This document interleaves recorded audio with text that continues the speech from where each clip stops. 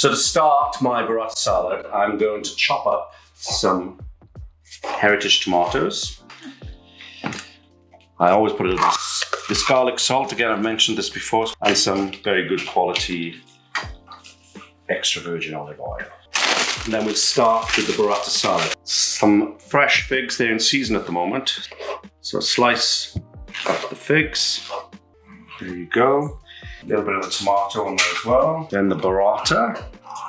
Basil goes really well with tomatoes. And then I always put a little bit of chives on the top. You can, if you can find them, get some nice little edible flowers. I just think they look really pretty on there.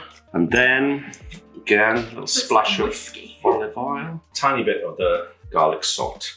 And there you go. Burrata salad.